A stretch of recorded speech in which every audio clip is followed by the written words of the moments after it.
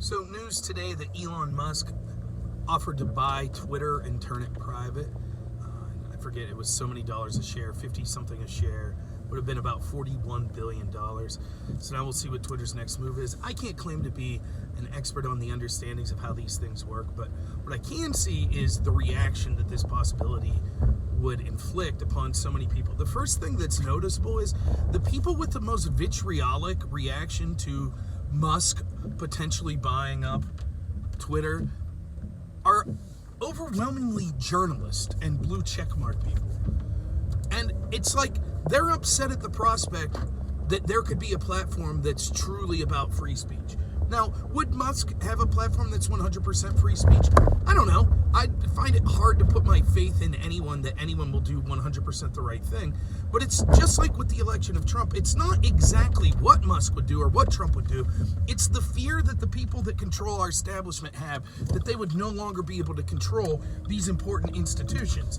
And make no mistake about it, social media and tech is an important institution that is necessary for our establishment to be able to control people because their ideas are so bad. We could see, just look around, you could see how bad things are becoming with the economy, with border crisis, all sorts of things. And so they don't have solutions. Their entire plan, in fact, is the mismanagement intentionally to have sort of a reset or a reshuffling of the deck that means that poor and working class people will be the ones left holding the bag. And so those policies obviously aren't liked, and the actions and the corruption, the average person wouldn't like that. And so the way they get away with it is controlling the narrative through our culture, through our media, through our social media, because they control all of these levers.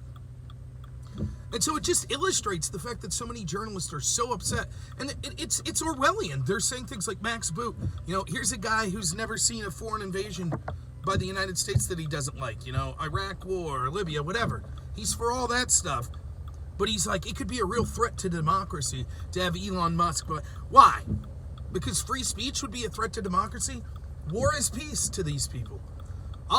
Dictators. I think it was The Guardian in their article. They said, this is free speech. This is what dictators want. Really? That's what dictators want. So what we're supposed to believe is real democracy is when you censor people that disagree with you. But dictators want open dialogue and want people criticized. Free speech is dangerous. It's the tool of dictators. I mean, you can't make this stuff up. And the fact that it's journalists doing it the most, one, it's because it shows that journalists are exactly the opposite of what they claim to be. They claim to hold truth to power. In reality, they bury the truth for the powerful. They are propagandists.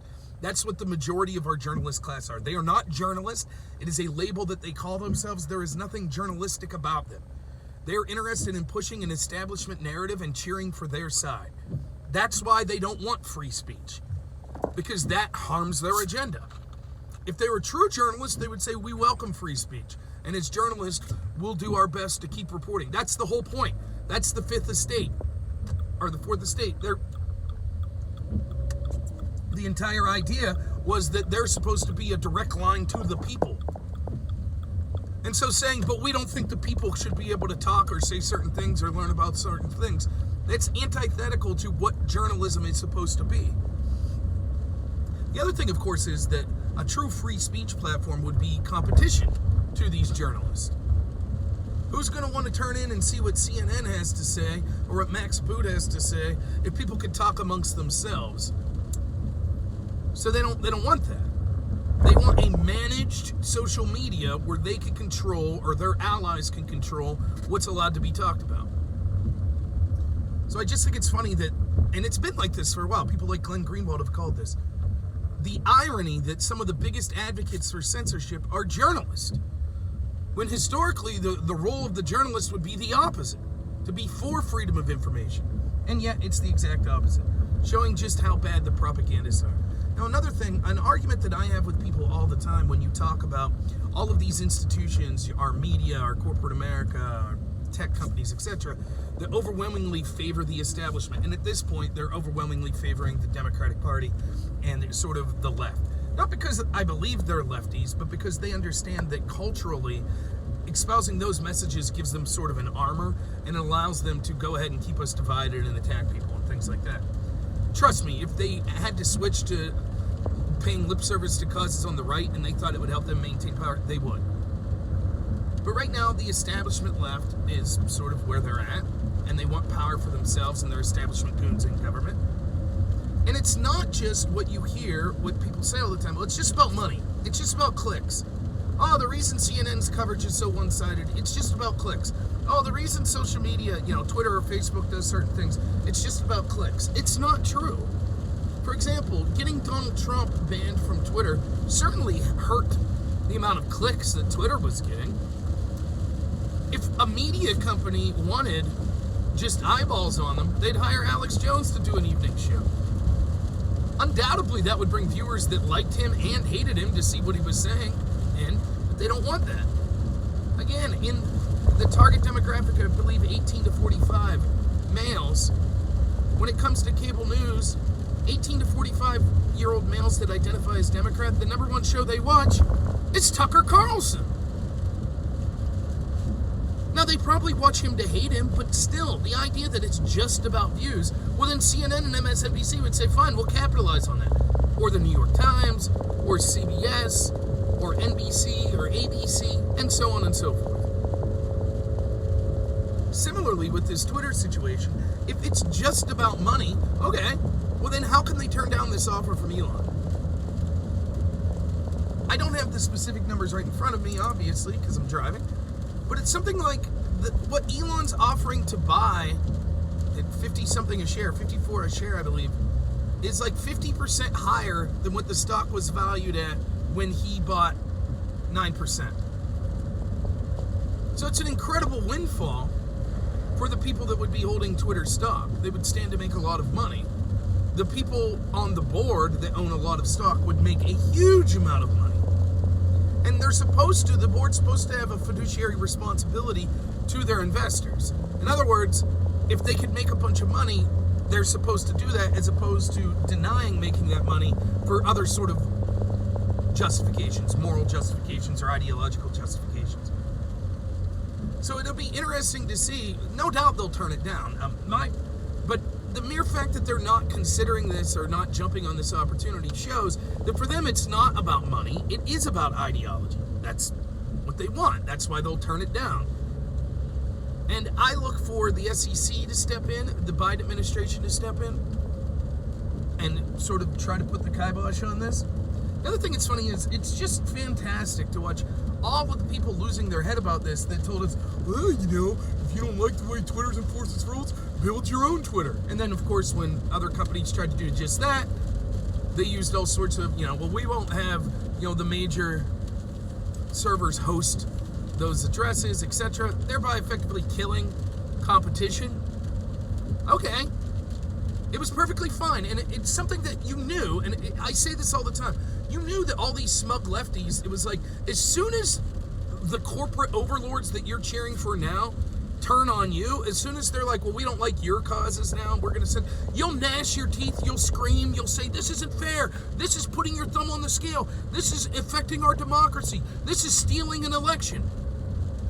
But now, when everything's going the same direction, we have stories of Biden being censored on almost all platforms before the election, and the concept, all of these institutions, that make up our culture and that shape our narrative, whether it be the entertainment industry, academia, mainstream media, the tech companies, corporate America, they all go along with these causes, these establishment left-wing causes.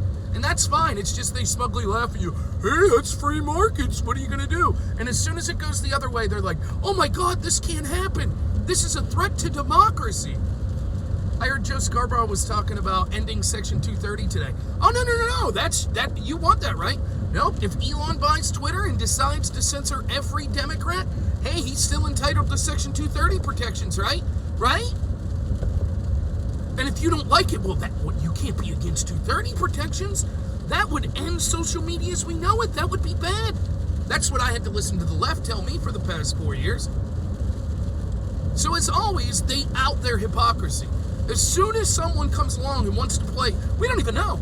For all I know, Musk is doing it, it's just to line his pockets, or maybe he won't be a free speech absolutist. I don't know. But the mere fact that they're worried that it could happen shows that they knew all along how dangerous it would be to have someone ideological to have all of these wealthy people that were ideologues censoring and going against people that they disagree with. But it was okay, because as long as it was paying lip service to the causes of the left, no problem. So I just thought it was an interesting story. Lastly, I think that this is amazing. I think what Elon's doing is amazing. If nothing else, just to out the hypocrisy and show how corrupt these people are. But hopefully he actually can accomplish this. Hopefully he can. Hopefully he buys Twitter and takes it private. We'll see. I'm skeptical that it'll be allowed to happen. I think that Elon's in for a huge fight. They're going to employ every dirty trick in the book to try to ruin his life. I hope he's ready for it. But we should never put all of our faith in one person. Again, I celebrate what Elon's doing. He's doing more than I could by a long shot. He's a very intelligent person. He's, basically someone who's worked himself up to be the richest man in the world. And I'll certainly celebrate. It's unfortunate that the system is so corrupt right now that you need someone like that, or someone like a Donald Trump that's independently wealthy to take actions, because the average person will never be able to have the power or the influence to challenge this insane monolith that our establishment is. So I wish him well. We'll see. I'll believe it when I see it that he buys it, but so far I praise what he's doing. And, but more importantly, I'm optimistic to see so many people waking up. They're understanding just how terrible Biden was, and even, with Trump, there were things that people didn't like about him. And so when all of these institutions were going against Trump, it was easy to see, okay, well, I don't like Trump, some people might say, and so I could buy this. But with them trying to kind of drag Biden along his presidency, no matter how hard they try, people see just how bad the Biden administration is. They know. No matter how much they want to say, but it's all Putin's fault, it's all Trump's fault, it's all COVID's fault, etc., etc., etc. People are waking up.